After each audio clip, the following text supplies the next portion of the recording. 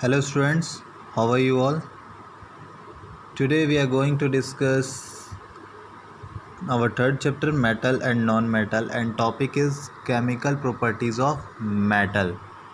Okay students, and we have to discuss second property because first property we have already discussed, and the second property is that what happen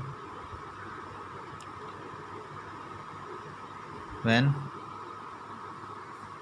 जो हमारी second property है वो ये है, what happens when metal react with water. क्या होता है जब मेटल वाटर के साथ रिएक्ट करता है। तो इसके लिए बच्चों एक इक्वेशन है जिसको आपको एकदम दिमाग में बैठा लेना है कि जब भी मेटल की बात की जाएगी, जैसे कि ये मेटल हो गया और जब ये वाटर से रिएक्ट करेगा तो ये क्या फॉर्म करेगा, मेटल हाइड्रोक्साइड। ये M जो है वो रिप्रेजेंट कर रहा है मेटल को, और H2 आप समझ ही रहे हैं, और ये OH जो है हाइड्रोक्साइड है, और यहाँ पे फिर से M जो है मेटल है और साथ में हाइड्रोजन गैस। तो ये है एक मेन इक्वेशन जिससे आपको याद करने हैं और टोटल रिएक्शन आपको बता देनी है कि कैसे होंगी। कुछ एक्सेप्शनल केस आएंगे जिनको हमें अलग से भी याद करना पड़ेगा और ध्यान में रखना होगा कि क्या हो रहा है यहाँ पे, लेकिन ये हमारी मेन इक्वेशन है। अब बात कर लेते हैं कुछ एग्जांपल्स की, देखते हैं कि कैसे ये रिएक्शन होती हैं। तो एक एग्जांपल मान लीजिए हम लोगों ने ले लिया सोडियम। जब वो वाटर से रिएक्ट करेगा तो क्या फॉर्म कर लेगा, then it will form metal hydroxide. And what is the metal, sodium is the metal, that's why we write on the place of N there is sodium. Okay, then it will form sodium hydroxide and hydrogen is liberated. तो ये reaction था जिसमें हम लोगों ने समझा कि कैसे जो रिएक्शन है वो हो रही है। यहाँ पे अगर इक्वेट करना है तो हम इक्वेट कर सकते हैं। यहाँ पे 2 लगाना पड़ेगा ताकि हमारी इक्वेशन जो है इक्वेट हो जाए। दूसरा एग्ज़ाम्पल हम ये ले सकते हैं कैल्शियम का। जब इसका रिएक्शन कराएंगे तो इसका जो फॉर्मेशन होगा, कैल्शियम यहाँ पे OH का होल ट्वाइस हो जाएगा, क्योंकि हम जानते हैं कि कैल्शियम की वैलेंसी 2 होती है, इसलिए हमें OH भी 2 लाना पड़ेगा और यहाँ पे हाइड्रोजन फिर से रिलीज़ हो जाएगा। इसी तरह से सारी रिएक्शन होंगी मेटल और वाटर की, और वहाँ पे फॉर्मेशन हो जाएगा मेटल आयंस का, और दूसरी तरफ मेटल हाइड्रोक्साइड कंपाउंड का, और दूसरी तरफ हाइड्रोजन गैस लिबरेट हो जाएगी। ठीक है बच्चों, अब एक केस है आपके, उसको ध्यान में रखिएगा, आपके बुक में NCERT बुक में, वो ये है कि कैल्शियम जो होता है वो फ्लोट करता है, यानी कि वाटर के सरफेस पे वो फ्लोट यानी कि तैरने लगता है। वो ऐसा ये इसलिए होता है कि क्योंकि जो कैल्शियम के साथ हाइड्रोजन गैस लिबरेट हुई होती है वाटर के रिएक्शन के साथ, मतलब जब कैल्शियम वाटर के साथ रिएक्ट करता है तो जो हाइड्रोजन गैस लिबरेट हुई होती है वो बबल्स का फॉर्मेशन करके उसके ही सरफेस से, यानी कि कैल्शियम के ही सरफेस से स्टिक कर जाते हैं, जिसके वजह से वो डेंस होने के बावजूद भी फ्लोट करता है वाटर की सरफेस पे। ऐसे ही दूसरा केस ये है, ये तो पहला केस ये था कि why calcium float on the surface of water.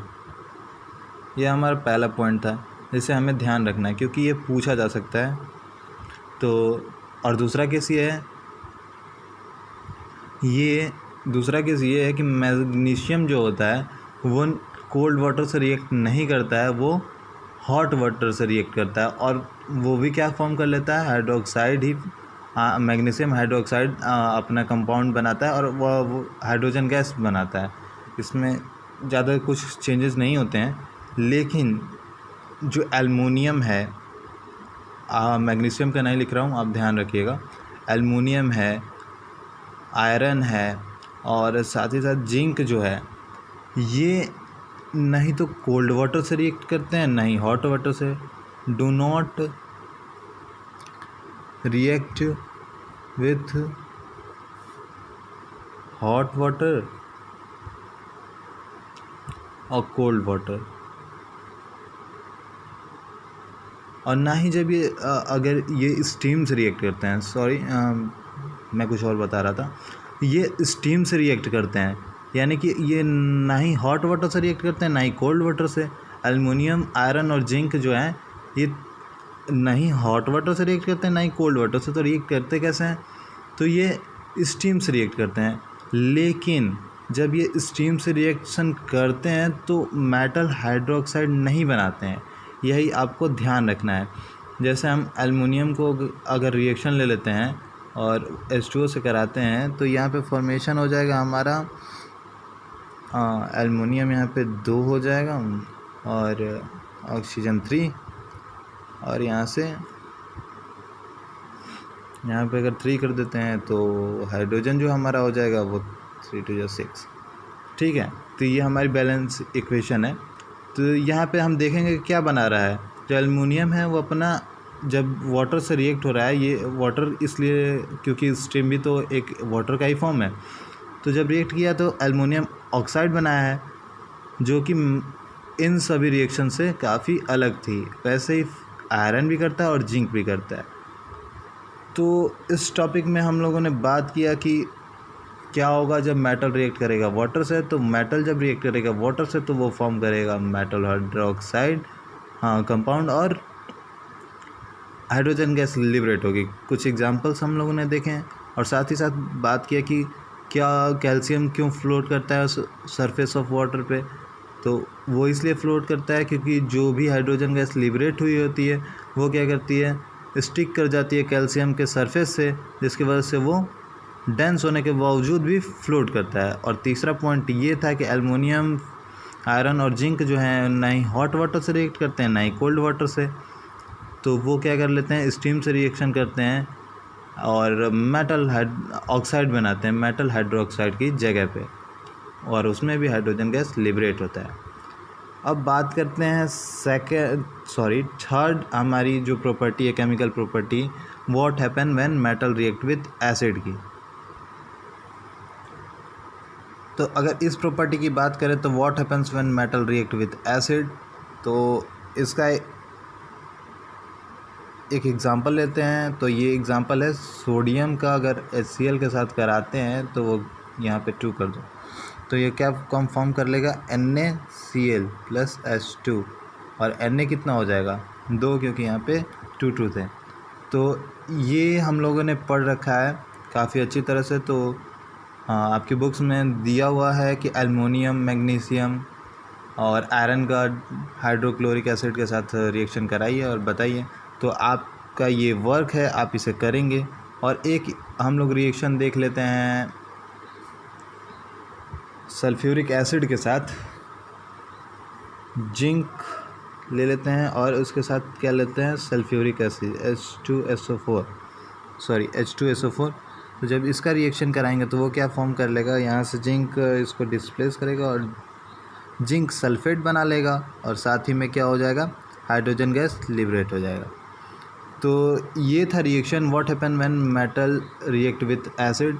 तो ये इसलिए मैंने शॉर्टकट में बताया, यानी जल्दी जल्दी बताया, क्योंकि ये हम लोग पढ़ रखे हैं सेकंड चैप्टर में। Na जो है सोडियम है वो HCl से रिएक्ट करेगा तो अपना करस्पॉन्डिंग सॉल्ट और हाइड्रोजन गैस लिबरेट होती है। ये हम लोग अच्छी तरह से जानते हैं, इसमें ज़्यादा यहाँ पे डिस्कस करने की चीज़ नहीं है, तो इसलिए आप इसे आसानी से कर लेंगे। और दूसरी चीज़ यहाँ पे भी ध्यान रखने वाली ये है कि जब नाइट्रिक एसिड के साथ रिएक्शन होता है तो हाइड्रोजन गैस इवॉल्व नहीं होती है।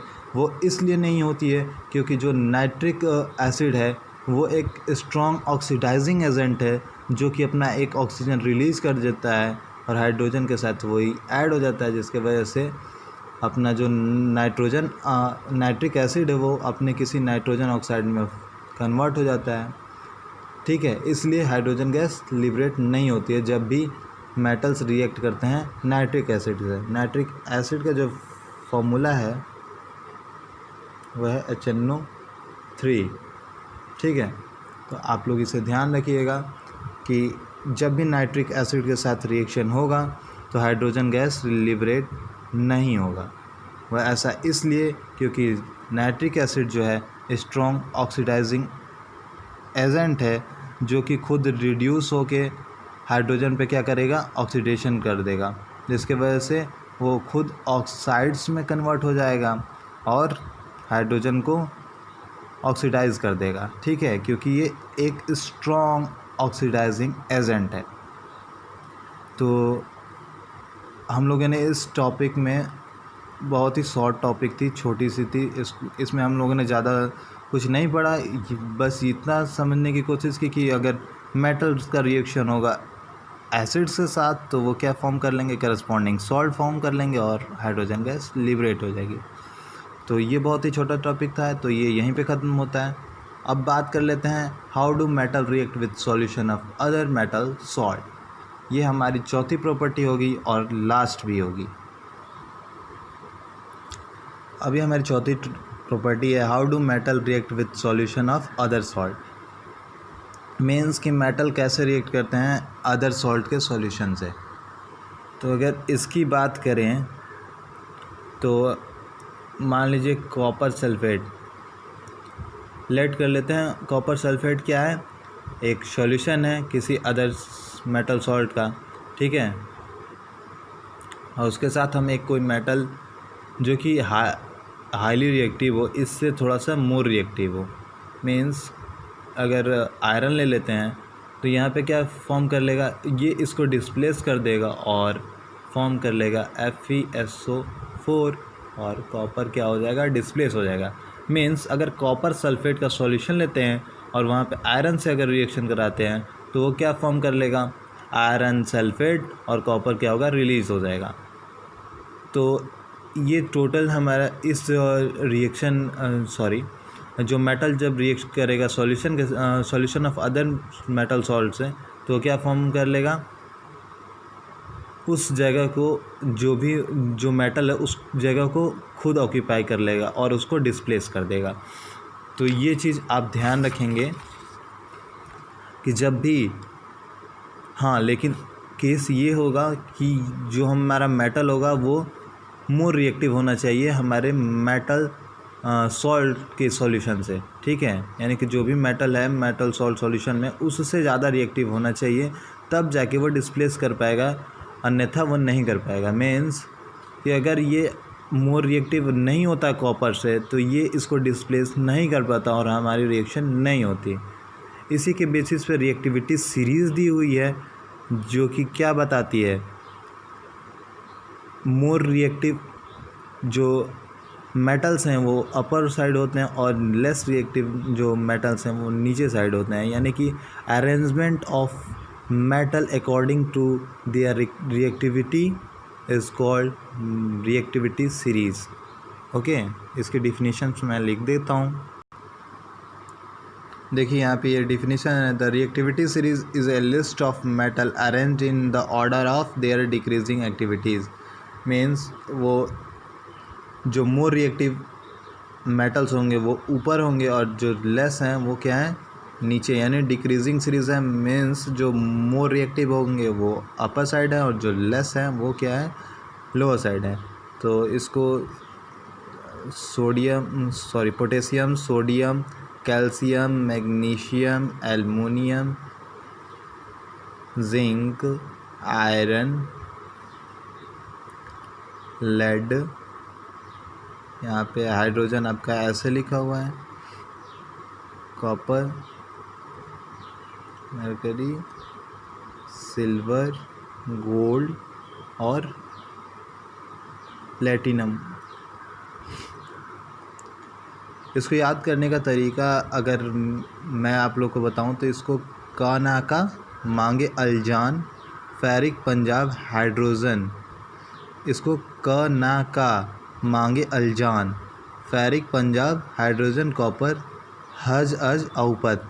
तो इससे हम लोग इजी वे में इस तरह से याद कर सकते हैं। ये हमारे क्लास टीचर्स या जो भी सब्जेक्ट टीचर थे वो लोगों ने बताया था। तो आप भी इसे फॉलो कर सकते हैं या फिर इससे भी अच्छी ट्रिक बना सकते हैं जिससे आपको अच्छी तरह से याद हो जाए। तो जो भी आपको अच्छा लगेगा वो आप फॉलो कर लीजिएगा, जिस तरह से आपको याद करनी है याद कर लीजिए। तो यहाँ पे जो अपर साइड में है वो क्या है, मोस्ट रिएक्टिव है, और जो नीचे साइड में है वो क्या है, लिस्ट रिएक्टिव है। तो ये जो सीरीज़ है वो क्या है, डिक्रीजिंग ऑर्डर में है। मीन्स जो अपर साइड के जितने भी मेटल्स हैं वो मोर रिएक्टिव हैं, इसीलिए क्या हुआ यहाँ पे कॉपर को फेरिक यानी कि जो हमारा आयरन है वो क्या किया था, डिस्प्लेस कर दिया था, क्योंकि वो मोर रिएक्टिव था। अगर इसी तरह से हम लेड सल्फेट लेते हैं और जिंक से रिएक्शन कर देते हैं, लेड क्या हो जाएगा, रिलीज़ हो जाएगा और जिंक सल्फेट फॉर्म हो जाएगा। तो ये सीरीज़ है जिसको आपको लर्न करना है ताकि जितने भी डिस्प्लेसमेंट रिएक्शन के इक्वेशन हो आपको बनाने में कोई दिक्कत ना हो। तो ये था आज का हमारा केमिकल प्रॉपर्टीज़ ऑफ मेटल के बचे हुए पॉइंट्स, जो कि पहला था what happens when metal react with water, दूसरा था what happens when metal react with acid, तीसरा था how do metal react with solution of other salt. Very easy way में मैंने आपको बताया। तो काफ़ी अच्छे से आप इस बुक को रीड करोगे, एनसीईआरटी बुक को, और उसके बाद आप इसे समझने की कोशिश करेंगे। So thank you students, and if you have any problems related to these topics then you can send me message. Okay, thank you students.